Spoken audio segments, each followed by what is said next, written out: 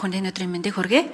За ингээд Улаанбаатар хотыг 2040 он хүртэл хөгжүүлэх төлөвлөгөөгөө босруулаад оруулж ирж хилцүүлж байгаа Улаанбаатар хотынд баярлалт талархаж байна. За ингээд мөн одоо сүүлийн үед Улаанбаатар хот бол эрчим хүчний салбарт нэлээдийн одоо томоохон төслүүдийг хэрэгжүүлж хөгжилд нь хувь нэмэр оруулж байгаад бол салбарын зөгөөс бол маш их талархаж байгаа. За ингээд энэ төлөвлөгөөтэй холбоотой нэг 6 асуултыг бол асууя гэж бодож байна. За нэгдүгürt болохоор ер нь Улаанбаатар хотод цахилгаан дамжуулах түгээх шүлжээг барьж байгуулахад газрын асуудал маш хүнд болсон.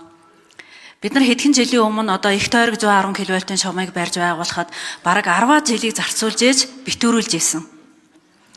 За тэгэхээр гэтэл одоо бусад орнуудын хувьд болохоор одоо сүүлийн үеийн технологиудыг хэрэгжилж байгаа. За тухайлбал одоо давхар утастай шугам хэрэгжилж байна. За дээрэс нь нэг одоо тулгуур дээр хид хидийн хүчлийн одоо шугамуудыг татж байна. За дэд станцуудаа газар доор барьж байна. Гэх мэтлэнгээр олон аргуудыг хэрэгжилж байна. За түүнээс гадна одоо ингээд Улаанбаатар хотод жишээ нь ингээд гэрлэн тохионы хажууд ингээд зогсож байхад бараг 5-6 шон ингээд хажууд байж байгаа байхгүй юу? За түгээхийн одоо шугамын шон, за гэрэлтүүлгийн шон, за замын тэмдэглэгээний шон гэд гих мэтлэнгээр. Гэтэл бусад орнуудын хувьд энд одоо нэгэн шон дээр бүх одоо энэ асуудлуудыг шийдсэн байдаг. Тэгэхээр энэ одоо төлөвлөгөөний хувьд Улаанбаатар хотын хувьд энэ цаашдын төлөвлөгөөнд эдгээр одоо орчин үеийн ялангуяа энэ том хотуудын хувьд авч хэрэгжүүлдэг аргуудыг хэрхэн авч үзэж байгаа вэ?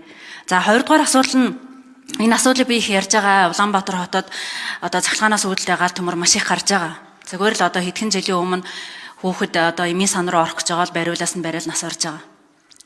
Тэгэхээр яавал одоо энэ цахилгаанаас үүдэлтэй гал төмрийг гаргахгүй байлгүй гэдэг тал дээр Улаанбаатар хот, эрчим хүчний яам, одоо барилга хот, орон сууцны яам өнөөдөр одоо ач холбогдол өгөх заашгүй шаардлагатай болсон.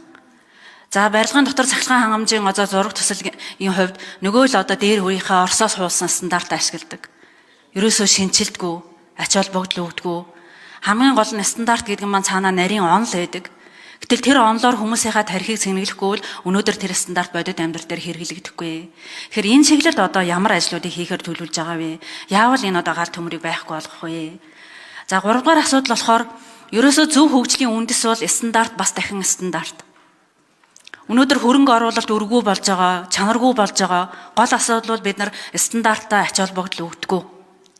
Нөгөө л ихэнх стандартууд Оросоос уулсан хуучин стандартууд. За сүүлийн үед нэгийг харьцах нэг стандартууд маш их орчуулж байна. Тэгээд тэр стандартууд нь нөгөө стандарт хэмжил зүйн үндэсний төвгээд нэг байшин хураагддаг. Ерөөсөө бодит амьдралд хэрэглэгддэггүй.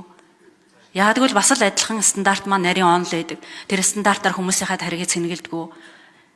Тэгэхээр энэ чиглэл дээр одоо ямар ажлуудыг хийх вэ? Бид нар үнэхээр одоо орчин үед одоо зөв хөгжилтэй юм хотыг бий болгоё гэвэл хамгийн нэн тэргүүн стандартад ач холбогдол өгдөг, хөрөнгө санхүүгээ зарцуулдаг, хүн хүчээ зарцуулдаг. Ийм болж ижил бид нар хөрөнгө оруулалтаа чанартай орчин үеийн зөв одоо хотыг хөгжүүлж чаднаа. За 3 дугаар асуудал болохоор бид нар нарны панел батарейг одоо айл өрх аж ахуй нэгжүү суйрлуулад илүүдэл цахилгаанаа шүлжээ рүү борлуулдаг тийм тогтолцоог бий болгоё, боломжийг бий болгоё гэж зорилт тавьсан. Тэгэхээр энд бол Улаанбаатар маш их одоо хамааралтай. Тэгэхээр нэг цөөхөн айлуудад энэ одоо нарны панел батарейг суйрлуулахаар хөрөнгө оруулалтын хувьд маш өндөр тусаад байгаа. Тэгэхээр энийг бол одоо 10,000 айл, 20,000 айлууд дээр мега төсөл байдлаар ялангуяа нарны панел батарей үйлдвэрлэдэг үйлдвэрүүдтэй хамтарч хөтөлбөр олгож хэрэгжүүлдэг бусад улсын хувьд. Тэгэхээр Улаанбаатар хотын хувьд энэ 2025-26 онуудад энэ чиглэлд ямар ажлуудыг хийхээр төлөвлөж байгаа вэ? За 5 дахь асуулт болохоор Улаанбаатар хотын хуулийн дээр за энэ дулаан цахилгаан ус хангамжийн байгууллагуудын жилийн орлогын 1.5 хүртэлх хувийг дэд бүтцийн сан төвлөрүүлнэ гэж ингэ заасан байна. Тэгэхээр энэ дээр одоо жилд хэдийн хэмжээний одоо хөрөнгө төвлөрнө гэж төлөвлөж байгаа вэ? Энэ сан хэрхэн зарцуулах гэж байгаа вэ? За 6 дугаар асуудал болохоор дулааны цахилгаан хойнырийн байран дээр дулааны цахилгаан станц 5-ыг одоо барьж байгуулна гэж Улаанбаатар хот төлөвлөж байгаа. Тэгэхээр энэний одоо санхүүжилтийн асуудлыг хэрхэн шийдвэрлэж байгаа вэ? Хизээ эхлээд хизээ дуусна гэж одоо төлөвлөлтийг хийсэн байгаа вэ гэсэн. Ийм одоо 5 асуултыг асууя. 6 асуулт. 6 дахь нь болохоор дулааны цахилгаан станц 5. Тэгэхээр санхүүжилт нь яаж хийгдэх вэ? Хизээ эхлээд хизээ дуусгаар төлөвлөж байгаа вэ гэж. Өнөөдрийн бидний хилцэж байгаа ерөнхий төлөвлөгөө гэдэг бол хот суурин газар эсвэл бүс нутгийн урт хугацааны хөгжлийн чиглэлийг тодорхойлсон стратегийн баримт бичгийг хэлж байгаа. За тухайн нутаг дэвсгэрийн газар ашиглалт, барилга байгууламжийн байршил, дэд бүтэц, нийгмийн үйлчилгээ, байгаль орчны хамгаалалт зэрэг төлөвлөлт хийхийг төлөвлөлттэй холбоотой бүхий л асуудлуудыг ерөнхий төлөвлөгөө гэж байна. Энэ ерөнхий төлөвлөгөө батлагдсны дараа салбарын яамдууд энэхүү ерөнхий төлөвлөгөөг хэрэгжүүлэх стандартуудыг тодорхойлдог. Өөрөөр хэлбэл таны шаардж байгаа саяны стандартын асуудлыг бол ерөнхий төлөвлөгөө батлагдсны дараа энэ дамжуулах шугамуудыг газраар явуулах уу, дээгүүр явуулах уу, давхар тохох уу гэдгийг эрчим хүчний яам айгүй тодорхой хариулах байхаа гэж бодож байна. За газар чөлөөлттэй холбоотой асуудал яг үнэн 110 шугамыг 10 жил газар чөлөөлтөөс болоод гатсан. Зайсангийн баруун талд ирээл гаццсан.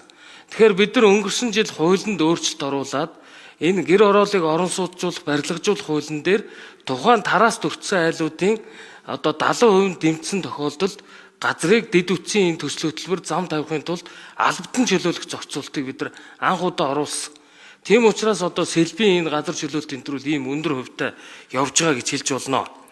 За сэргээгт эрчим хүчин дээр сая бид нар нэлээд бас хүнд байдалтай болсон 11-12 сард сэргээгт эрчим хүчний маань хэд хэдэн салхин станцууд хэд хоногоор зогссон. Салхи гараагүй. За бүрхэг өдрүүдэд нарны станцуудын маань төв эрчим хүчний систем нийлүүлэх чадал дутагдсан. Тэгэхээр энэ сэргээгт эрчим хүчийг бид нар цаашаад эрчим хүчний яам барьж байгаа бодлоготой бид нар уялдуулж явъя гэж байгаа.